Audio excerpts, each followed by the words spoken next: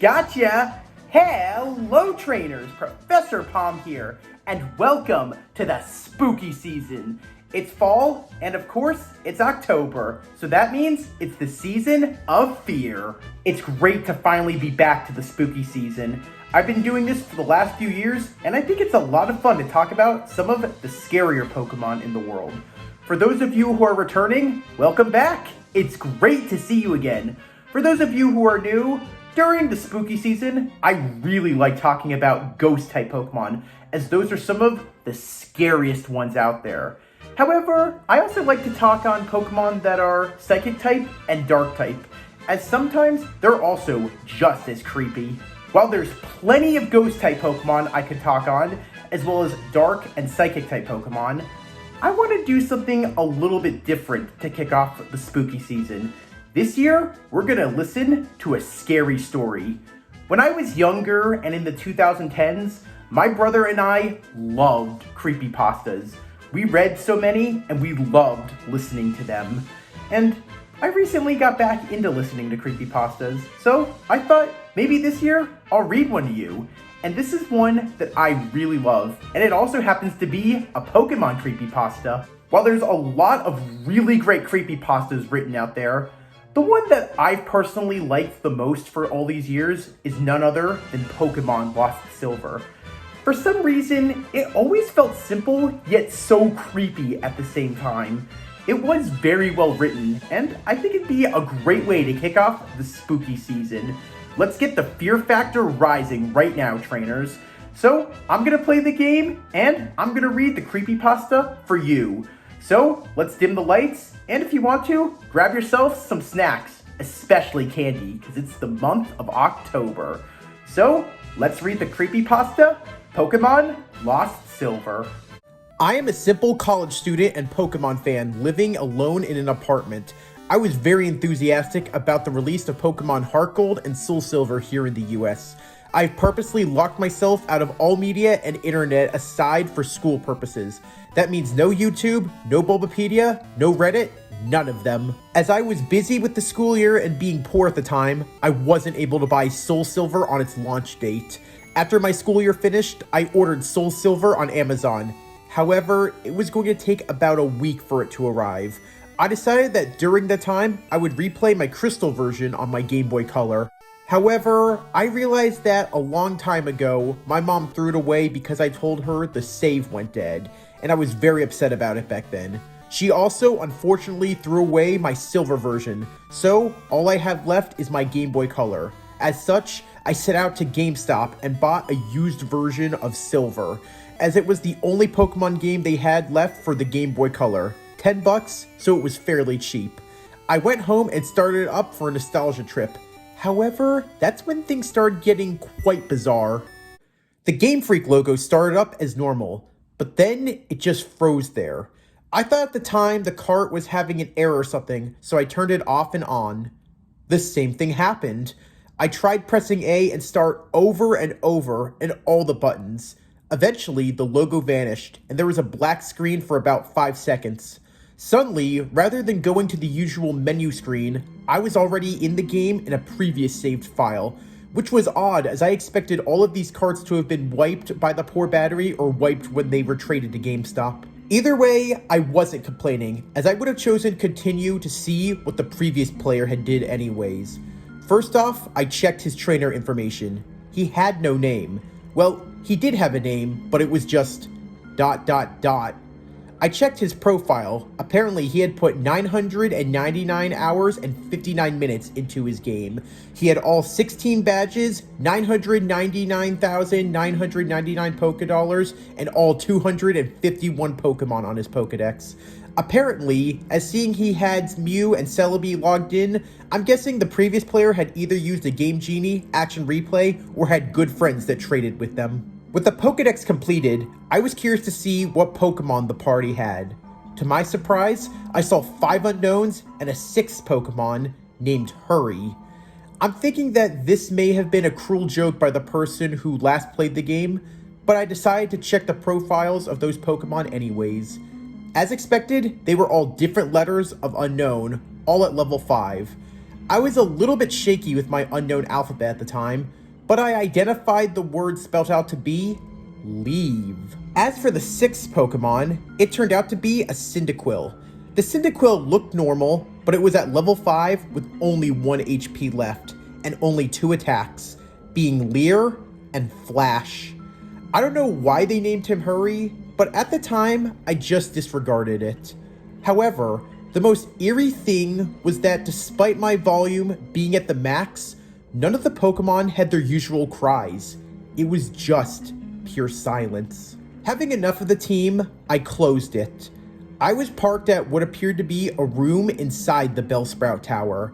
However, for some reason, there were no NPCs around. Even more creepy was that the pillar in the middle of the room didn't move at all, as if it was just leaning to its side. There was no music at all, and there was no exit or ladder, or at least I thought there wasn't. I walked around for a few minutes, but I couldn't seem to find a way out. This was certainly not a room I've seen in the Bellsprout Tower before. I tried checking my items for an escape rope, but the bag was completely empty, and there weren't any wild Pokemon either. I finally managed to find a ladder, which turned out to be behind the pillar. The screen turned black and the music finally started playing. I had a sudden chill as I recognized that melody I heard to be the theme you hear when you listen to the radio at Alph Ruins, where the unknown are in Johto. I immediately realized this wasn't a loading transition, but rather I was in a dark room and I would need to use Flash to see where I was. Before I took care of that, I immediately checked my Pokegear to change the radio to something more pleasant. But it turned out that there was no radio card, not even a phone or time card. There was only a map card in which my character was just walking in the midst of a sea of black. I recalled that Cyndaquil had Flash, so I turned off my Pokegear and made Cyndaquil use Flash. The room just lit up, and I instantly regretted it. The room was chilling blood red with a gray linear path heading south. The ladder I had used to go down was not there at all. I had no choice but to head south. The screen got darker every 20 steps I made until I finally made it to the end, which appeared to be a sign. It read, "Turn back now." Suddenly, I was asked to answer yes or no. I chose yes, not knowing what I was doing. Suddenly it said, "Hurry has fainted," which was odd. I recalled that there was no status conditions like poison on him, and I clearly wasn't in a battle. I decided to check my Pokemon quickly, and suddenly, Hurry was no longer in my party. In fact, after a bit of investigation, none of the original 6 Pokemon I had were there, but instead, all replaced with level 10 unknown. I did the same thing as before. I wanted to see if the unknown spelled out a message. This time, the unknown spelled out, "He died." Either way, after that creepy change, the room was lit to reveal myself in a very small room that appeared to be 4 squares big. The walls of the room were gray bricks, as if I was inside something that was hollowed out. Outside that room appeared to be a bunch of graves, similar to the ones in Pokemon Red, Blue, and Yellow. I walked around that small room and pressed A repeatedly, but nothing happened. It was at this point I already concluded that this was clearly a hacked Pokemon game, and some sadistic jerk sold it to GameStop. However, my curiosity kept me going. I checked the trainer profile again, only to find out that the sprite of my character was missing his arms. He also appeared less smug than normal, but this time, he seemed sad, and he looked empty, in a way I just don't know how to describe. For some reason, it now said he had 24 badges, which was clearly impossible. After a few minutes of aimless wandering around the room, my character suddenly spun and did the escape rope spinning animation. Instead of flying up, though, my character spun downwards slowly, as if he were sinking. After that screen, the music stopped. After finally landing, my overworld sprite of my character was colorless now. Instead of the usual red color, he now looked completely white as a ghost, including his skin. It's as if he came straight from the colorless Game Boy games. I checked the trainer profile, and now my character was white, just like his overworld sprite. But this time, his legs were gone, and he had what appeared to be bloody tears coming out of his eyes. It also says he now has 32 badges, which now started to disturb me, as this change of number seemed to represent something more important. I checked my Pokemon, which this time now contained 5 unknowns and a level 100 Celebi without a nickname. The unknowns this time were all level 15, and they spelled out the word dying. I then checked Celebi's profile. It was a shiny Celebi, except there was only half a sprite, 1 arm, 1 leg, 1 eye, and it only had 1 attack, Perish Song. Again, I closed the team and checked where I was. The area I was in itself was the Sprout Tower, with the unmoving pillar as before, except everything was now red. I walked north for what felt like forever. Eventually, I encountered some NPCs who were all lined up aside, facing the long pillar in the middle. They were also white, and nothing happened when I tried to speak to them. I kept on walking north until eventually the pillar appeared to be chopped off, with a transparent red in that spot. I approached red, and without even pressing A, suddenly I was engaged in a battle. The music started again, which sounded like the unknown radio music, but being played in reverse. My character's back sprite matched the one from the trainer profile, with bloody eyes, white skin, and no arms, while red sprite was the same as before, except just transparent. The text simply said, "Blank wants to battle," as if he had no name, and both of us only had 1 Pokemon each, which creeped me out as I swore I had 6 Pokemon with all the unknowns and Celebi. My shiny Celebi came out, conveniently with half a sprite for a back sprite also. The shiny noise and animation was different, and the sounds it made sounded like multiple Pokemon using Screech. Red sent out a seemingly normal male Pikachu, except he was at level 255, and his sprite seemed sad, and it looked like he was crying as there were tears in his eyes. Rather than the usual fight, item, Pokemon, and run menu, I was only given the option to use attacks. Since Celebi only has 1, Perish Song, I chose it. Naturally, since Pikachu was at level 255, he started. Pikachu used Curse, lowering his speed and increasing both his attack and defense stats. To be honest, I'm not even sure if Pikachu can even learn Curse. Celebi used Perish Song. In 3 turns, both Pokemon get knocked out. Not like I had a choice. At this point, it didn't even go back to the fight menu. The battle just continued without me. Also, there were no animations for some reason. Pikachu used Frustration, which did massive damage, knocking my shiny Celebi to less than 10 HP. Celebi then used Pain Split, which surprised me as Celebi didn't even have that attack in the first place. Now Celebi and Pikachu each had 151 HP. Pikachu used Mean Look, not like it did anything. As expected, due to the effects of Perish Song, my Celebi fainted. However, the text said, "Celebi has died," and instead of the ordinary drop-off screen animation, the Celebi back sprite just vanished. And for some reason, the Pikachu was still up with the Perish Song, and it didn't count as my loss. Pikachu used 1 more different attack beyond the 5 attack limit. Pikachu used Destiny Bond. Afterwards, it said, "Pikachu has died," with a slow fade out animation, and apparently I was the winner, and the transparent red sprite showed up and said nothing. At that point, I just freaked out as the transparent red sprite was suddenly beheaded, leaving nothing but his transparent body. The battle then ended at the point it faded out along with the music. I was back in the overworld along with yet another change to my character sprite. He was now transparent as Red's overworld sprite was. I quickly checked his profile, where this time the only thing that remained of him was his head, with transparent skin.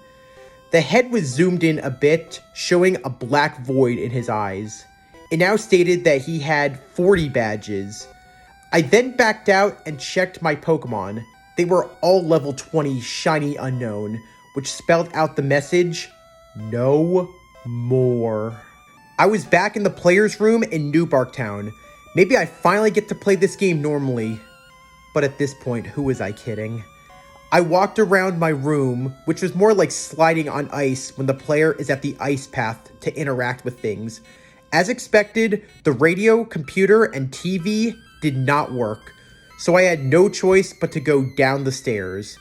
I ended up at the same lower level of my house. Everything appeared to be normal, except the player's mother wasn't home. After failing to interact with anything in the room, I decided to go outside. But to my surprise, the door leading outside to the south didn't work. Instead, I just walked straight into a void. I continued moving south to see what was going on. My house vanished as I headed south, and my character's sprite turned from black to white. It was creepy as I entered a void of pitch black. Eventually, I reached a white area, and my character's sprite turned from white to a black transparent sprite as I continued south without thinking of stopping at all. After a long trek, I finally encountered something. It was my character's regular sprite. I talked to him. He said, "Goodbye, forever," and vanished. As that happened, it said, "Question, question, question, use nightmare." My character then did another escape rope animation, spinning slowly downward like before. Again, I was back in that small, hollowed out room surrounded by graves from earlier. Or at least, I say I was back there. But there was no sprite anymore. I tried walking around, but nothing moved. Not even the wall bumping noise. I then checked my character profile with absolutely no character sprite left. It said he had 0 badges, and all the pictures of the Johto gym leaders at the bottom were replaced with skulls. I then checked my Pokemon, which were all level 25 unknown. As expected, they spelt out the phrase that said, "I'm dead." I then figured out exactly what this room was when the final text came up saying R.I.P. And then, without any warning, the game turned off automatically. And that was Pokémon Lost Silver. It's actually been a while since I heard that story, and you know what? Coming back to it all these years later, I think it actually might be a little bit better than what I remember it. Well, there sure are a lot of creepypastas out there. Some are good, and some are great. In all honesty, if you're a person who likes listening or reading creepypastas, what do you think was one of the best ones you ever heard or read? Well, I really would love to hear your answer, and I also am curious, would you like me to read another creepypasta, maybe next spooky season? If you liked what you saw, please leave a like. If you have any questions, you want me to cover some other creepy Pokemon down the line, or you have an idea that you want turned into a video, or maybe want to hear me read another creepypasta in the future, then please comment. And as always, if you liked what you saw and you want to see more, smash the subscribe button. We've really raised the fear factor up today, but the spooky season has just begun, and it's going to get even scarier. Thanks for watching, trainers. Until then, Palm out.